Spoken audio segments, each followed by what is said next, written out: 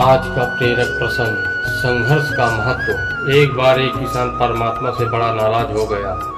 कभी बाढ़ आ जाए, कभी सूखा पड़ जाए, कभी धूप बहुत तेज हो जाए तो कभी ओले पड़ जाए। हर बार कुछ न कुछ कारण से उसकी फसल थोड़ी खराब हो जाती।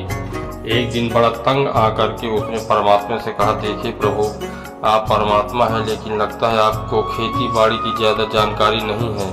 एक प्रार्थना है कि एक साल मुझे मौका दीजिए, जैसा मैं चाहूँ ऐसा मौसम हो, फिर आप देखना मैं कैसे अन्न के भंडार भर दूंगा।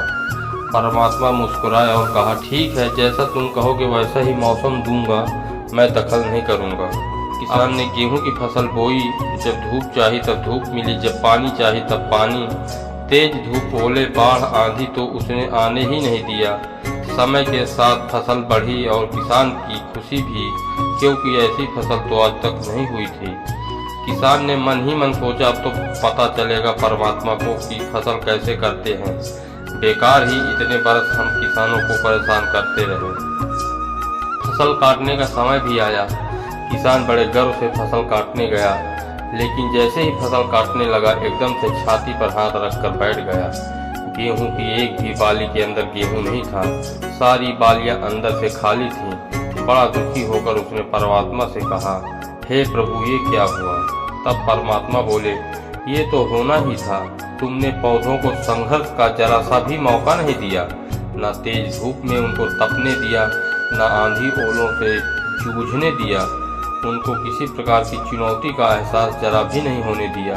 इसलिए सब पौधे खोखले रह गए। जब आंधी आती है, तेज बारिश होती है, ओले गिरते हैं, तब पौधा अपने बल से ही खड़ा रहता है।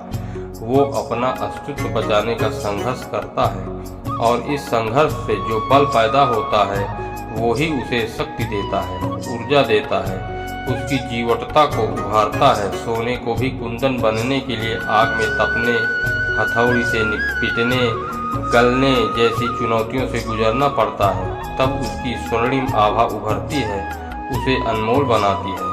इसी तरह जिंदगी में भी अगर संघर्ष ना हो, चुनौती ना हो, तो आदमी खोखला ही रह जाता है। उसके अंदर कोई गुण नहीं आ पाता। ये चुनौतियां ही हैं जो आदमी रूपी तलवार को धार देती हैं, उसे सशक्त और प्रखर बनाती हैं। अगर प्रतिभाशाली बनना है तो चुनौतियां तो स्वीकार करनी ही पड़ेंगी, अन्यथा हम खोखले ही रह जाएंगे। अगर जिंदगी में प्रखर बनना है, प्रतिभाशाली बनना है, तो संघर्ष और चुनौतियों का सामना तो करना ही पड़ेगा।